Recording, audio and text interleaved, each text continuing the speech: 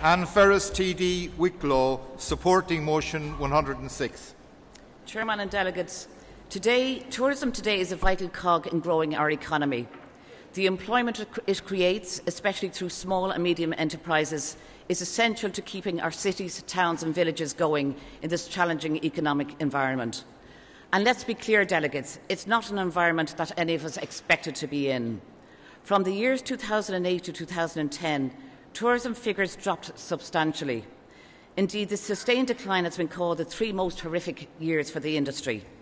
It resulted in job losses and businesses going bust, especially in the small towns and villages around our island that are so dependent on tourists to keep the local economy going.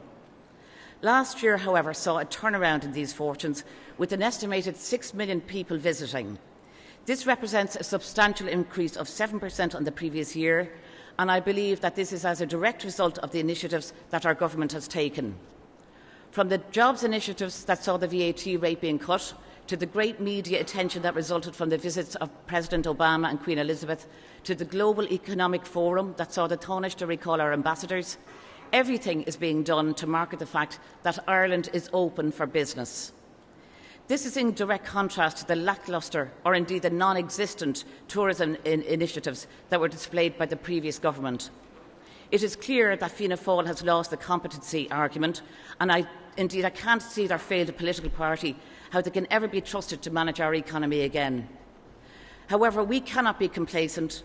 It is important that we continue to prioritise tourism initiatives as a key component to job creation and economic renewal.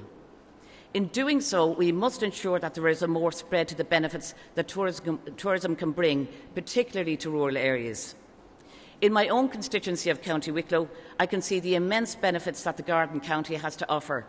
Attractions like Glendalough and the Sally Gap, Powers Court and Kilruddery Houses, Wicklow Jail, the Bray Head and Cliff Walk, and the magnificent beaches at British Bay and Silver Strand are well known. And I'd like to take this opportunity, delegates, to invite you to Wicklow, and I'd be happy to show you around the Garden County. However, while these attractions are well known, enticing tourists to our rural towns and villages across the island is absolutely necessary. And to do this, we need greater focus with the limited resources that we have available. That is why I would call for the integration and merging of our tourism bodies. In doing this, I believe we would have a more joined-up thinking and would then be able to set a specific tourism strategy for rural areas. And I think that this strategy should be put in place sooner rather than later to take advantage of the various commemorations that will be going on in the lifetime of this government. Minister Kelly has already mentioned the gathering that's going to take place, but we should also be looking to new markets and not just the big 4 of the UK, France, Germany and the US.